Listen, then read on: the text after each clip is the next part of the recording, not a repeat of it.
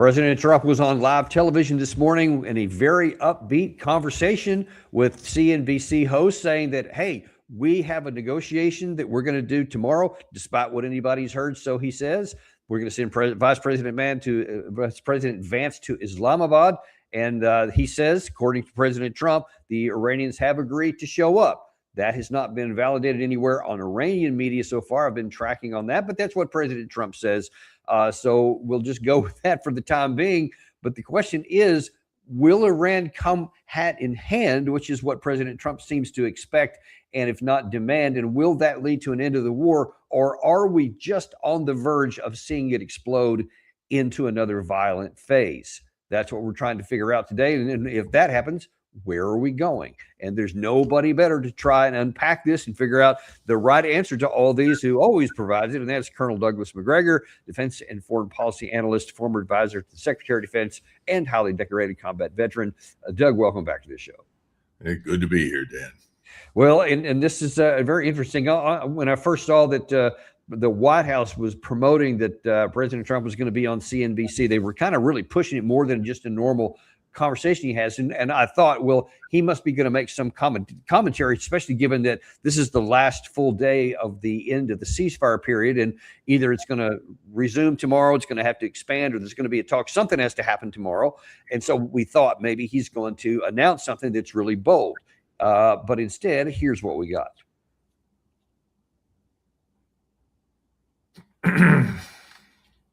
Sorry, Gary, if you can toss that one up. The video. Hey, can you trigger that for me? Will do.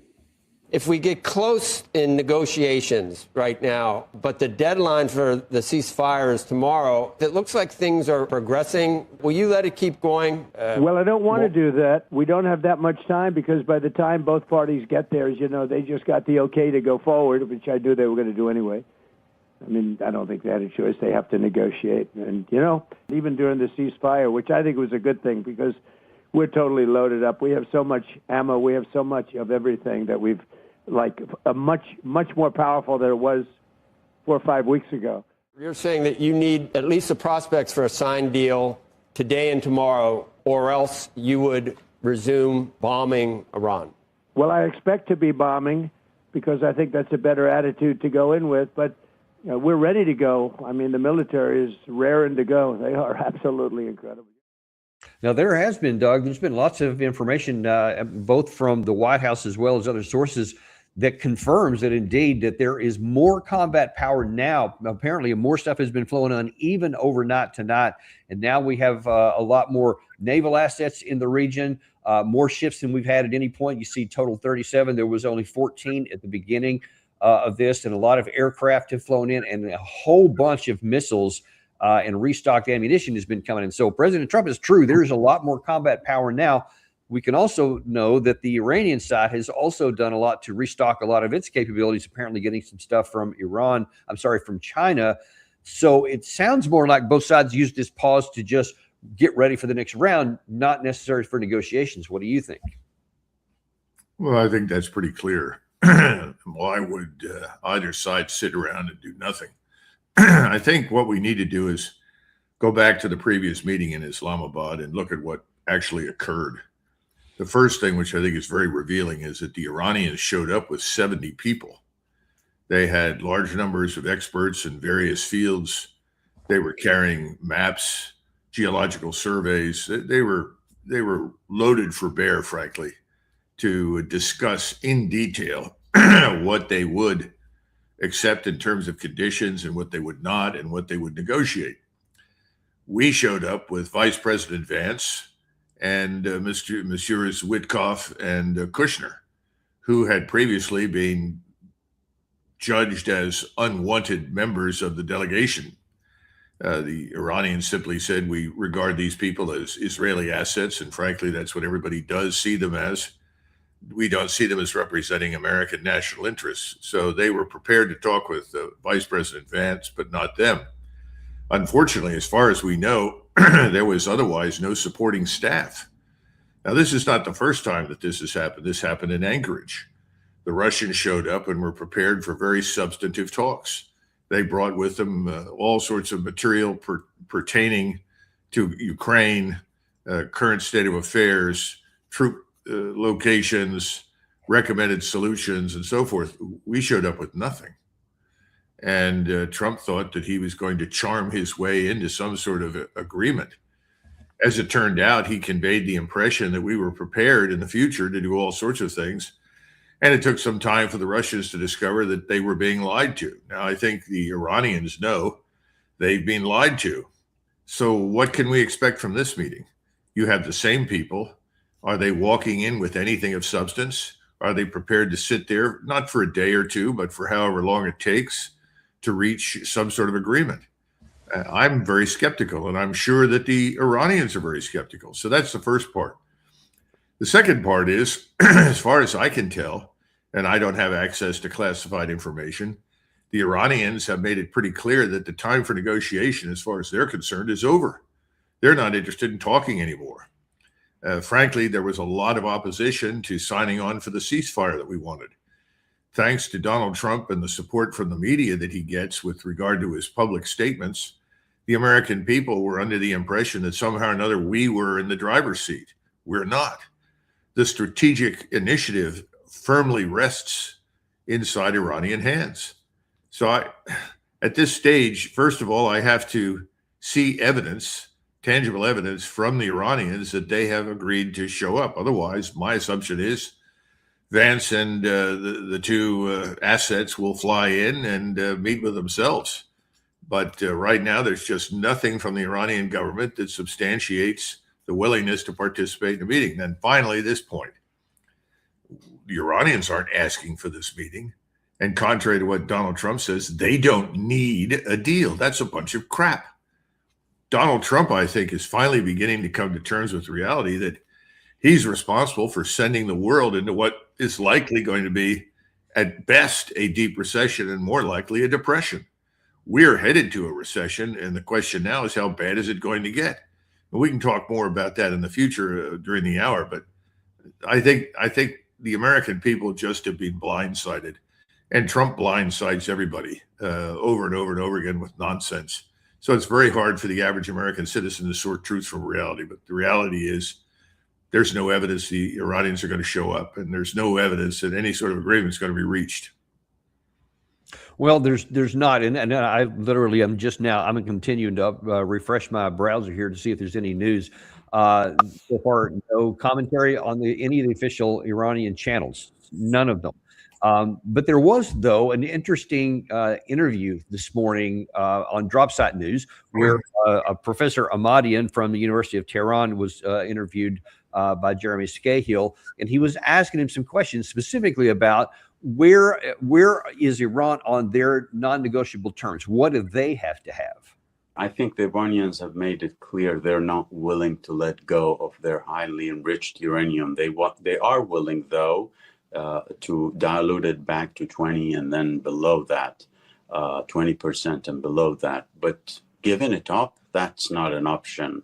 We had the spokesperson of the foreign ministry saying that the uranium is like Iran's soil. We will not give it up to the United States or any other party. Things have changed to no return, to my understanding. The Strait is the key and is the table of negotiations. Everything is being put on that table. You want to get into negotiations, the Iranians say to the United States, stop the war in Lebanon. You want to have free flow of shipments and goods through the Strait, then you have to give Iran the remedies to what you did to the infrastructure and the sanctions, unilateral sanctions you imposed on Iran. So he's saying we will not give up enrichment. We will not give up the nuclear material. We will ask for sanctions, and we will ask for reparations as well, which are all complete non-negotiable. So if that's where Iran is, and they say with the Strait of the Hormuz as their negotiating position, we're not going to budge anywhere. So what does that tell you about these negotiations? Well, I think Ahmadian was being very straightforward and honest, something that would be refreshing from the White House, but I don't think we're going to get it. Dropsite News, by the way, is doing a great job, and I have to commend the work of Jeremy Scahill. because he's very, very clear and unambiguous when he says something. And if he doesn't know or doesn't have the information, he doesn't say anything. Again, I wish we had that from the White House. You know, Dan, I'm afraid that Donald Trump is in an extremely dangerous position. You'll recall just a week or two ago, I said, and I think I said it to several people, Donald Trump is beginning to realize that he faces national humiliation here at home and international humiliation abroad. He's walked into a giant bear trap and he's stuck, and there's no easy way out. You know, one of the things that I think is most important for everybody to understand right now is that Donald Trump has single-handedly reversed the Green Revolution. Now, a lot of Americans today don't understand what that was. But the truth is, in the aftermath of World War II, we developed fertilizers, exceptional fertilizers, ways to grow food that we had not had previously. This Green Revolution allowed hundreds of millions, actually billions of people to live an infinitely better life. And naturally, that also meant they could reproduce. The global South right now is in terrible shape, whether it's Vietnam, the Philippines, Thailand, Indonesia, Malaysia. All of these countries now are suffering. One of the reasons they're suffering is because 50% of the world's supply of urea comes from the Middle East, comes through the Persian Gulf. Iran alone is the second largest global supplier. Global urea production is roughly 220 million tons a year. And why is it produced in such large quantities? Well, that's because other than ammonia, urea has the largest and highest nitrogen content of all industrial chemicals. The point is that these fertilizers with nitrogen and phosphate combined with urea are coming from major suppliers like Qatar and Saudi Arabia. And sulfur, nearly 50% of the world's sulfur exports pass through the strait. We talk all the time about oil. Yes, oil is a problem. Roughly 10 million to perhaps 13 million barrels of oil globally are missing. But it's not just oil. It's all of these petroleum products and those things connected with it. I think Donald Trump is taking phone calls now, and if he isn't, then somebody else in his office is, from world leaders telling him, look, whatever you think you were going to accomplish, it hasn't worked. The world is in a lot of trouble. You've got to get out of this, because if you don't, we're going to face famine around the world in many key areas in the global South. We're probably going to go into a depression. That's particularly true in Europe right now. There is unrest all over Europe's major capitals. We've seen it finally in Berlin. We see it in Great Britain. We see it in France and Italy and Spain. You know, the bottom line is this can't go on. And he doesn't want to admit the truth that the Navy has lost control of the global sea routes. It's lost control of the Strait of Hormuz, although it really never had it. And Middle East energy infrastructure is being destroyed. And the Iranians have made it abundantly clear, if you attack us this next time around, try to wipe out our oil infrastructure, try to destroy our desalination plants, we will respond in kind to the west coast of the Persian Gulf. And that would be devastating to the world. In fact, many of those areas may never come back as they once were. I doubt it seriously. And, you know, Doug, to that point here, I just recalled something. Sorry, Gary, I didn't get a chance to give you this morning, but this is Christine Lagarde talking about that exact issue inside of Europe. Happening in the energy world. So if the disruption persists long enough, the adjustment shifts from prices, which we are putting up with now, to possibly rationing with very different economic consequences. Higher prices are primarily inflationary. Shortages hit output directly and are worse for growth. Overall, there have been so far limited signs of supply chain disruption, both globally and in the euro area. But local tensions are visible. Jet fuel prices have roughly doubled since the outbreak of the conflict, and rationing has been imposed at some individual airports in Europe since early April. And I'm not talking about what's happening in the rest of the world. I'm just back from the IMF and the World Bank spring meetings, like many of you, and you might have bumped into colleagues from Asia, in particular some of the low-income countries or emerging market economies that are taking a much more severe hit than. And that's exactly what you just said there. And so she's validated that. But you see that she is very, very worried about that problem. So what does that tell you about what these negotiate? Because that seems to put a real motivation on getting something done pretty quick, or these things are going to start really manifesting. Well, I think she's worried about something she didn't mention, and that is that most of the governments that we see in Europe's capitals, places like London, Paris, Berlin, so forth, are going to be swept away. These are the globalist elites that have been driving us into disaster, starting in February of 2022 with the stupid war against the Russians in support of this corrupt regime in Kiev, in the hopes that Russia could be harmed. That failed miserably. We have largely sustained our support for it, unfortunately, but we're no longer talking about it. It has escaped a lot of notice inside the United States. The Russians certainly haven't forgotten about it. And I think then you have to go to the Persian Gulf business, and everybody assumed that this was going to be over in a few days. There was no chance of that. The Iranians have been preparing for decades to deal with this issue. And they have stockpiled a great deal, not just weapons and ammunition, but other things that they need to survive. And their population is firmly behind them. All this nonsense about the population rising up has gone away. So I think she's saying, look, we're all in trouble. We, the elites that are responsible for the debacle that we're in right now, are finally going to be held accountable because we can't do the minimums. What are the minimums? You have to protect the population, shelter the population, feed the population. That's what people in all the Western countries expect their governments to secure for them. We're failing. Now, we haven't failed as miserably yet, but I think we're going to start experiencing these problems. And I think before the summer's out, there's going to be widespread unrest in the United States. Because let's face it, let's assume we stopped today. We just sailed away and said, that's it, we're out. Well, that would not resolve most of the problems and the disputes that we have with the Iranians, but it would at least open the strait up. But the fact that we're blockading the place means that's not going to happen as long as we're blockading. So what are the other options? Negotiate something? You're dealing with a country right now that is firmly in control. It occupies a strategic high ground. It controls the Strait of Hormuz. They're not giving it up.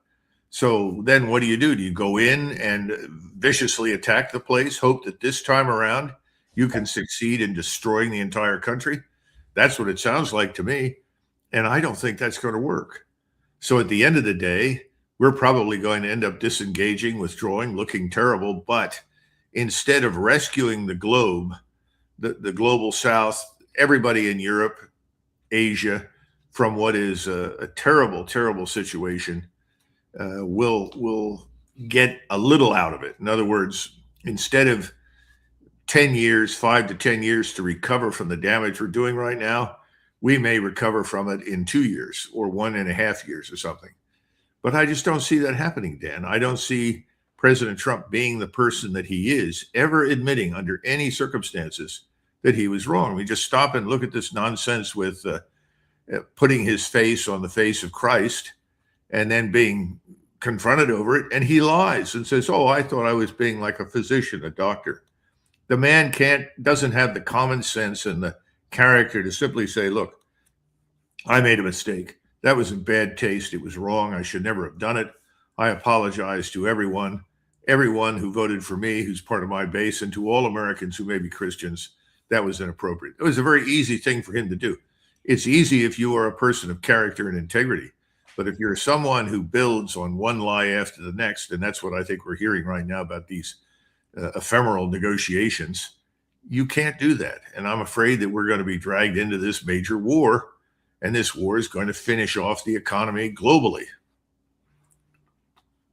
And Matt, if there's any hope that you were wrong, that would seem to be knocked out by what I'm about to show you. Now, you saw Professor Ahmadian talking about here's where, frankly, the Iranian side is, and he specifically referred to what you did about the control of the Strait of Hormuz as being their big strategic leverage point. He unequivocally said that.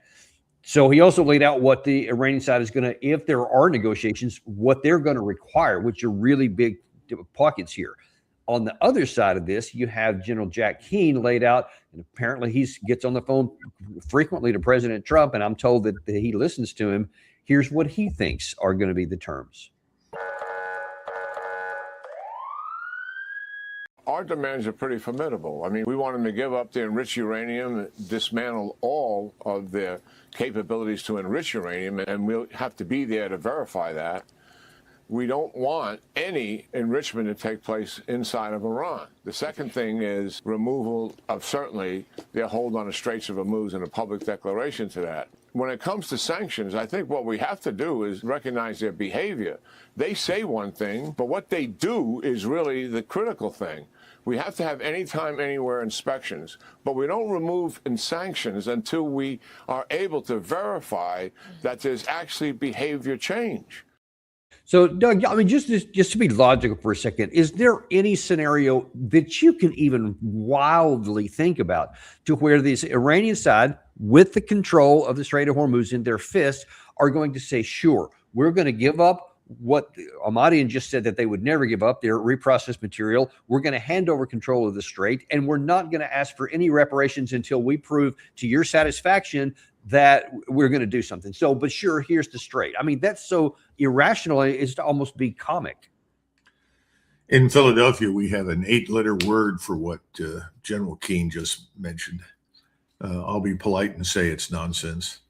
The problem with everything that the man says is that it's based on fantasy. The supposition is part of the, ideological fantasy that's being fed to the American people. We're the best, we're the greatest, we can do anything. They have no choice but to submit or we destroy them. Well, that's not going to work. That's the first thing. It's just not going to work. Secondly, why would you do anything for us at this point without tangible, concrete willingness to negotiate through the 10 points that the Iranians laid out? We're not a reliable negotiating partner, Dan. We lie. You show up, you may be killed during the negotiations. We cheat. We're not honest. And our response is that the Iranians lie and cheat all the time. I've talked to people that were inspectors. I've talked to people that have been involved over there, and they say the opposite is the case. I remember going through this in the Balkans, and people kept insisting the Serbs were dishonest. You couldn't trust anything they say. I found just the opposite. Of the three parties, the Bosniaks, the Croats, and the Serbs were scrupulously honest. If they said they were going to do something, they did it. If they said they wouldn't. If they were going to show up, they did. This business of constantly demonizing your opponent really makes it very hard to come to some sort of arrangement that terminates the hostilities. And that's effectively what we're doing. We go back to World War II, this World War II nostalgia where nobody actually knows what the hell happened during the Second World War and just how difficult the whole thing was. But we act as though we were the great ones who solved everything, won everything, determined everything. Nothing could be further from the truth.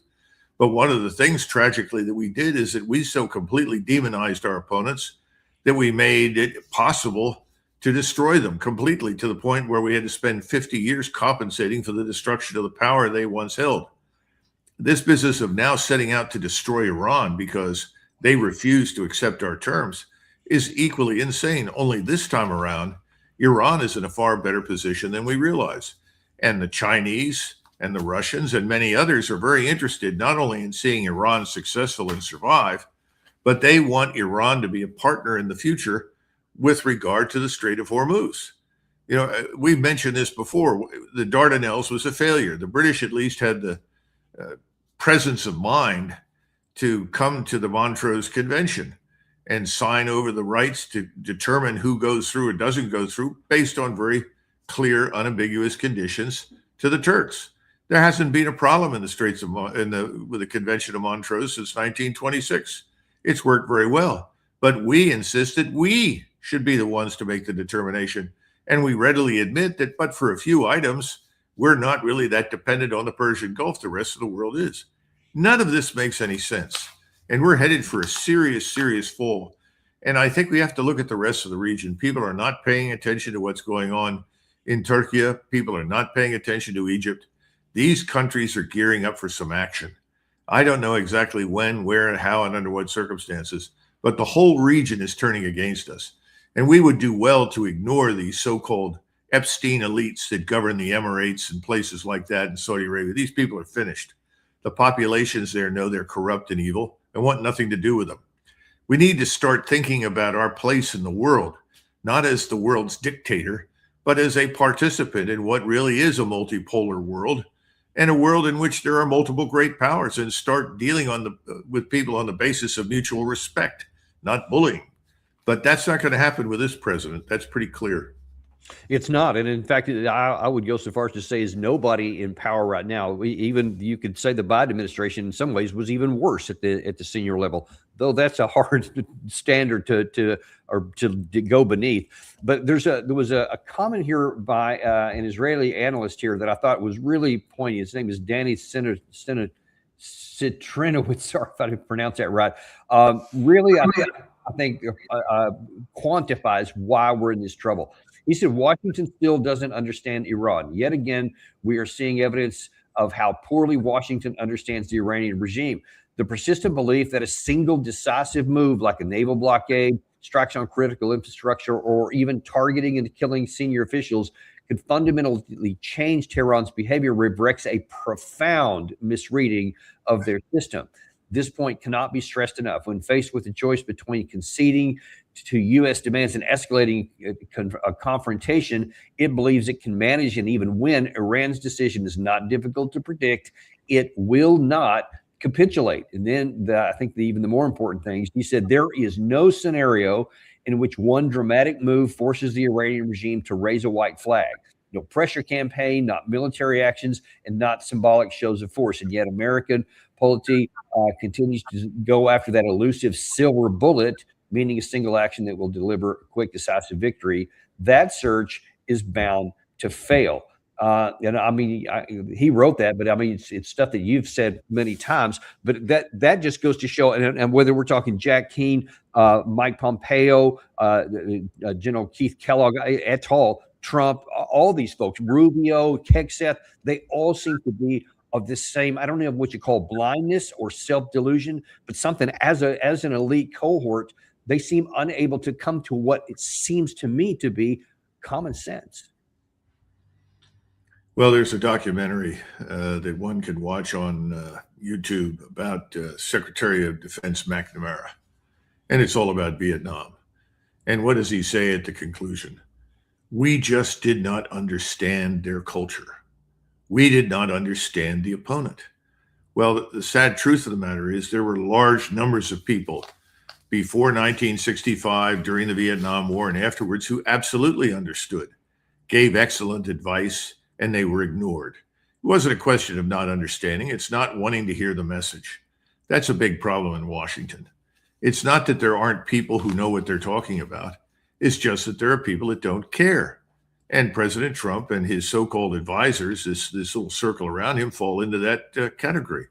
And I think we have to understand that also characterizes most of the senior military leadership, because I listen to all sorts of nonsense from people about, well, he's a general and he must know he's an admiral. Come on, give me a break.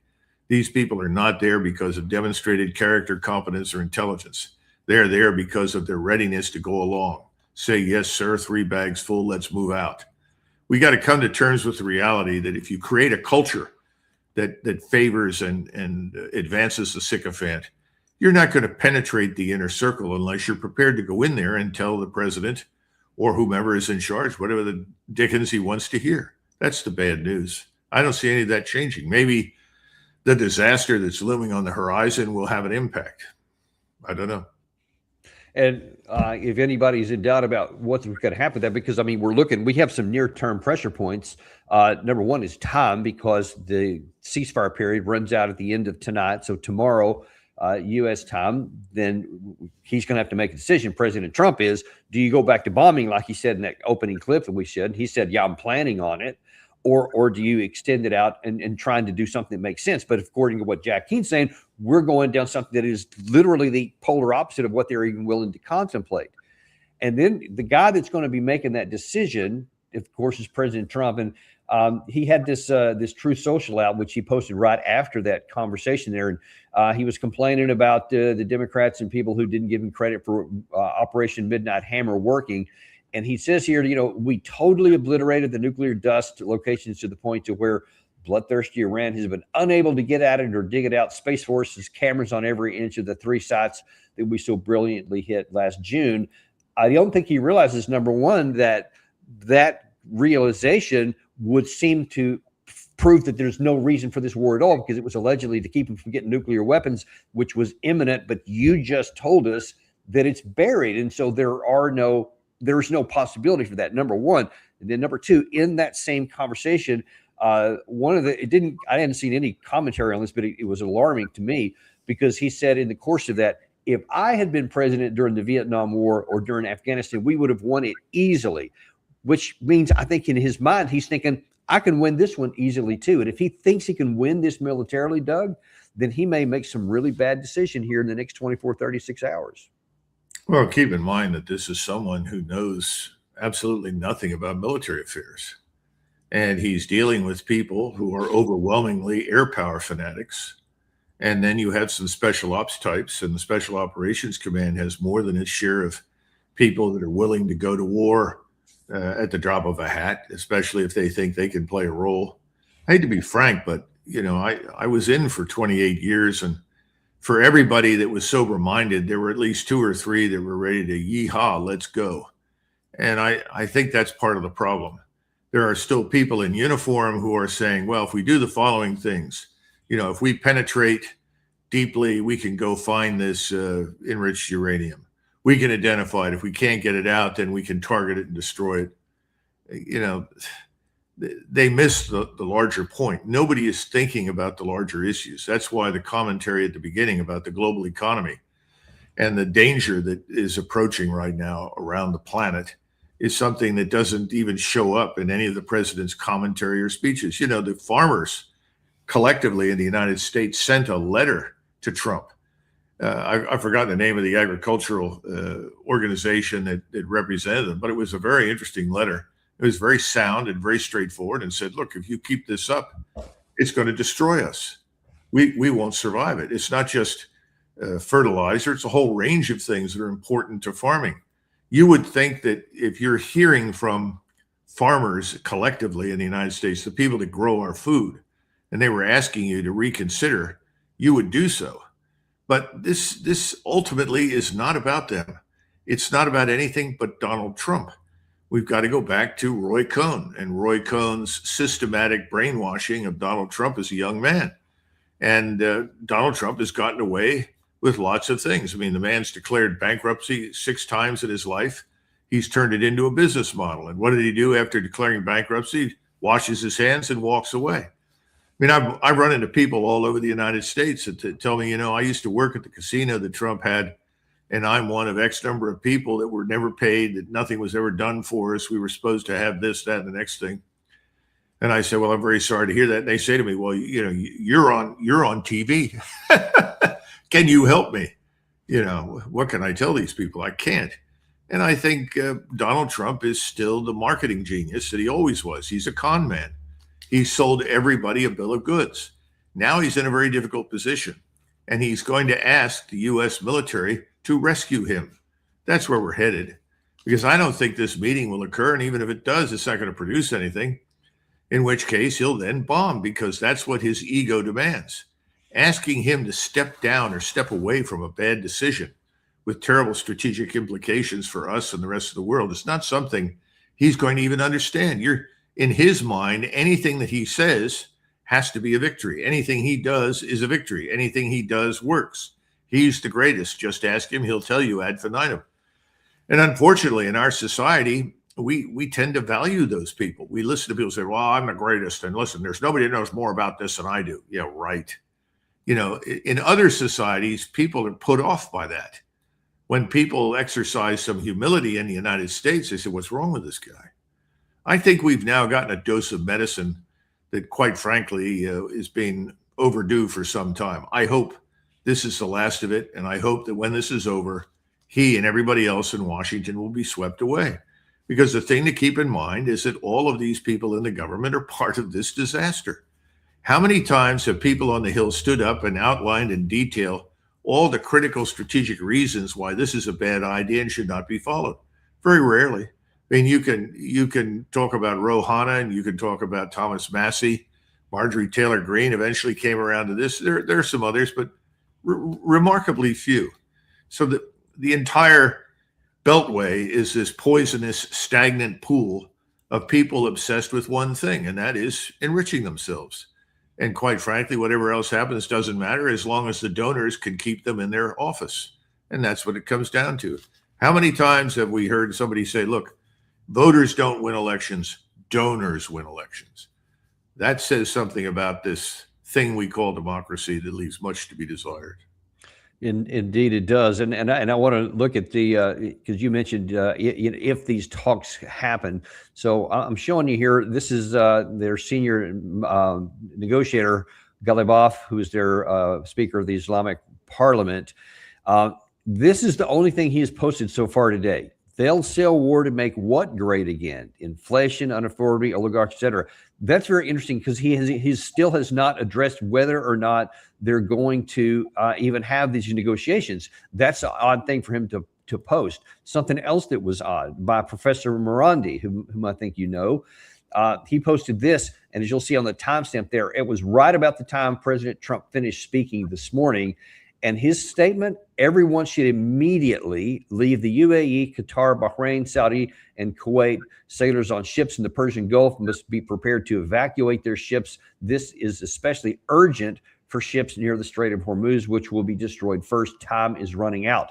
I texted him back as soon as I saw that, and I said, well, given that there's supposed to be talks today, is there a subtle message here? And he actually replied just a second ago, and he said that unless Trump changes course, there will be no talks. And he goes, yes, and I think you're absolutely correct that this is a situation that everybody is preparing for conflict and renewed fighting. So the Iranians still have not officially said they were going to join it. He's not officially. He told us that last time he was on the show. He said, I'm not connected with the government, but he clearly is connected to folks who are. And so I think we have to take that very seriously. And I mean, it sounds self-evident, but what does that tell you about what's coming within the next 2 or 3 days? Well, he's reaffirming what the Iranians have said they would do, which is if you attack us on the scale that you're promising and you hit the targets that you say you're going to hit, then we are going to strike the west coast of the Persian Gulf from the border between UAE and Oman all the way up to Kuwait. And we are going to incinerate, destroy, annihilate, use whatever, fancy terms that Donald Trump likes to talk in terms of. And that's what they're going to do. And when that happens, you're talking about a very long time before things are rebuilt. And it makes it absolutely clear that the status quo is no longer sustainable. And I think people need to understand that one of the things that the Iranians want is they want us out of the Gulf. We have tried to encircle Iran. After having encircled the Soviet Union, at least in terms of containment, we seem to think that that was the answer for everything. And so this containment strategy, which was never supposed to be hopelessly militarized, is now the preferred option. We've tried to surround Iran. We're talking about containing China, which is astonishing. If you look at the size of China and its population, its importance. By the way, if you could turn to that chart that I sent earlier today very briefly, there's something that Americans need to understand. Pushing up borrowing costs everywhere except in China. Now, what does that mean? What that means is that China is stable. China is the world's creditor now, not the United States. And China is becoming the global safe haven for wealth, not the United States. Just look at the lines, where they go. What does this mean to the bonds, the treasuries? It means that the yields are rising. They have to rise or you can't attract any investment. That's unsustainable.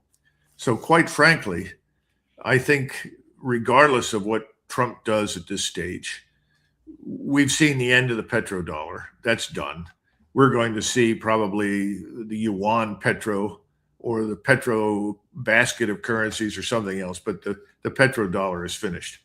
That is a huge foundational stone for our prosperity in the world. And, Americans need to understand that what we've done is destroy ourselves with this war. Whatever damage we think we've done to Iran, the long-term strategic damage to our country and to the rest of the world is far greater. Iran will survive. Iran will come back. There's no doubt about it. Just as Russia has survived and Russia has come roaring back. China's going to survive, and China's roaring back. In fact, China is now the world's largest economy, not the United States. And we've made matters worse because we constantly seem to opt for the threats of military power, because that apparently is the only tool we've got left. Well, we threatened everyone with tariffs. That's backfired badly. I don't see that we benefited from any of that. This president is all about bullying and threats, and it's back to the Roy Cohn School of Business. Number one, deny everything, admit nothing. Number two, threaten everybody, attack all the time. And finally, whatever happens, declare victory, claim that you've got control, that you're in charge, and everything's just fine. When Trump is driven out of office as a result of all of this, and I think it's inevitable at this stage, he's going to be making the same speech on his way out. I'm great. Everything was better under me, and we've been wildly successful. Thanks. No thanks. He's finished. And I have a little bit more breaking news now. The Pezeshkian, president of Iran, he has made a post on X, and he says the level of understanding and comprehension of the requesters from Iran regarding their presence in Islamabad is even lower than Trump's level of understanding and comprehension, ... That's all he says. He didn't say we're not going. He didn't say we are going. He just seems to mock those who thinks that there's going to be talks. I mean, that seems to be in line with other things we've heard. So it seems to imply, again, that there won't even be any talks. So there's nothing for Vice President Vance to go over there for. So we seem to be heading in a bad direction. I want to go down a path a little bit more in addition to what you just said there, which was profound and by itself economically should sound all the alarm bells to do what you suggested. But there's also the issue of the oil itself. First of all, the last oil tanker that left on February 27th before the war started has now reached its destination. Now the market has to burn through about 400 million barrels of release from very strategic reserves. And once that's through, then you can't have this, even this market manipulation that President Trump has genuinely been amazing at to keep it under or right around $100. That's running out because all of the props are going to come out, and there's a physical dearth of supply that you can't manage. And then that is turning into physical. These are in just the last day or two. Some of these today. Popular Airlines reduces air flights and cancels others until June 14th. Singapore jet fuels have doubled to an average of around 960 barrels so far in April compared to 182. LA, flights out of LA have been canceled due to high flight. That's just yesterday. So this is going to continue on. And you talked about the fertilizer issue, which then has compounding problems for harvest season. And then that means the food that's going to be over the remainder of the following year into 27.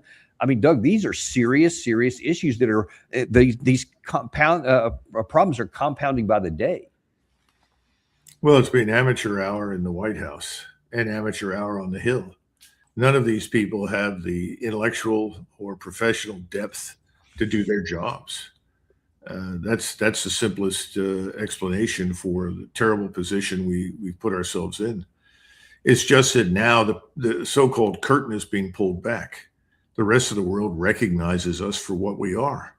We're not serious. We're not a serious country.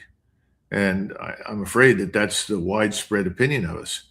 And for Americans, what they need to understand, this is analogous to living in a house and watching one of your tenants in the house burn the other one half of the house down. And then the fire is put out. And everybody says, well, thank God the fire's out. At least we've got half a house left. And he says, oh, no, wait. I've got matches. I can burn the rest down. And people say, okay, well, if you think you need to, go ahead and do that. And that's what his supporters in the MAGA movement, whatever number are left, that's effectively what they're saying. Oh, I think it's great what he's doing. He needs to get those guys and kill them. And oh, my God. And, of course, most of these people have never pulled a trigger in their lives and never shot anything. Maybe Bambi, if that, but that's all. It's depressing, but that's where we are now. And I wish there was some good news, but I just don't see any. And, the fuel business is going to come home to hit us hard. We're going to have unrest in this country through most of the summer. All the usual suspects that were out there before will be out there again, only this time. I think you're going to see the citizenry that has been asleep and been trusting the words of people in Washington for too long also go out on the street. And I think that's going to be very rough. Yeah, especially when those manifesting problems start occurring here and the shelves are empty. Prices for what's there is more than they can afford. Obviously, gasoline will be going up through the roof. That's when I think you're going to start seeing some of that stuff. But let me ask you, just kind of on the near term here. I showed you this chart earlier that showed that we have more naval power in the region than we had even at the start of the war. There's more air power. We've been restocking missiles. And let's take a look at this. Is what happened during the first 40 days. You see these are the attacks by U.S. and Israel against Iran. And so there was a considerable amount, caused lots of damage, at least to anything above ground. And then you look at what the Iranians were able to do in response. And so it's obviously at a much lower rate, but it was sustained all the way through in large part because of the underground facilities, et cetera. And yet that limited stuff. This is what it had on our aircraft alone. All these are losses, either destroyed or damaged, et cetera. So the question is going to be now, if we go in, and President Trump is good on his word on this, and the one thing he has been good on is using military power. If this is true and there is no meeting at all, much less a successful one, then he goes back to the military. What can we expect then out of this additional firepower that's different from what we saw the other side or the first half? Well, first of all, I'm not in on the discussions, and I'm not sitting in the war room, and I haven't seen any plans. I don't expect to receive any calls to inform me. So the best that I can tell you is that we will do what we did the last time, only we will do it with greater gusto. We will pick some new targets on the assumption, and that's my assumption, that based upon the intelligence studies of the last round, they're finding some new targets to attack. And you remember that the key to all of these air and missile campaigns is very much the same. Somebody walks in and says, okay, boss, I've been back over these targets. We've gone through them. We put them through AI. We've analyzed them. We're confident now that we've got the right set of targets. In addition to most of the ones we hit before, we've now got these new ones. We think this is the answer. In other words, you put enough rounds out there, eventually you're going to hit something that counts. I don't think that works, and I've seen that happen before. It's back to World War II. You know, we bombed all sorts of things trying to destroy production. German production never slowed down. But what we did succeed in doing, and we never fully appreciated it until nearly the war was over, was destroy the fuel production and distribution system, because that was key to stopping the German army and the German Air Force.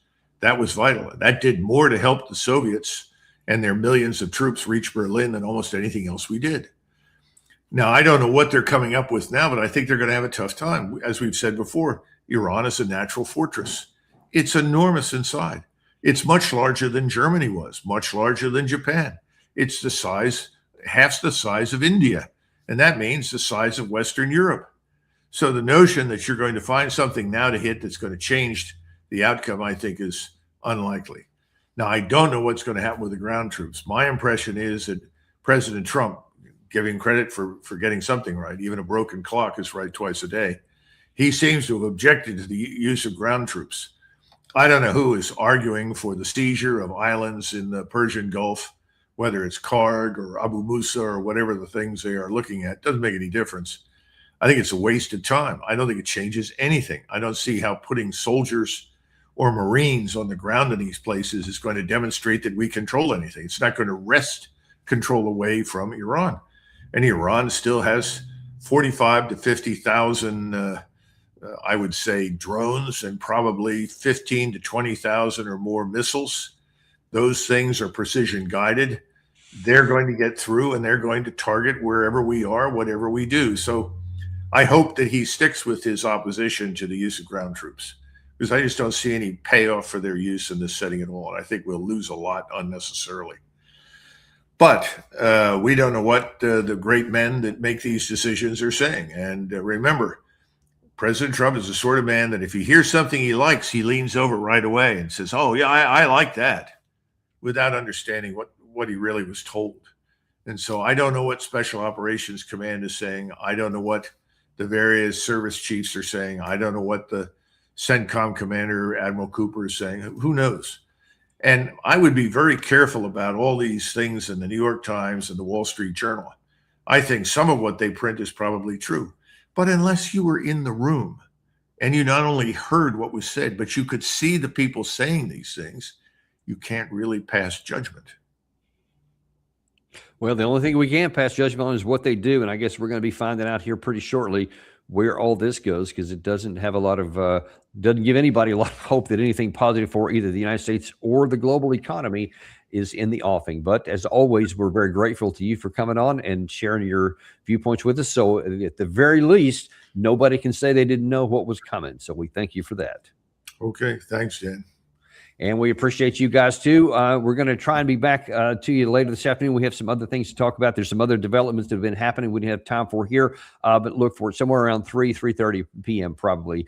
We'll see you then on the Daniel Davis Deep Dive. Don't forget to tell your friends, the ones that love to listen to podcasts. Get them to add Daniel Davis Deep Dive to their podcast list. They need to know what you know. They can get it to where they already get their podcast. You just got to tell them.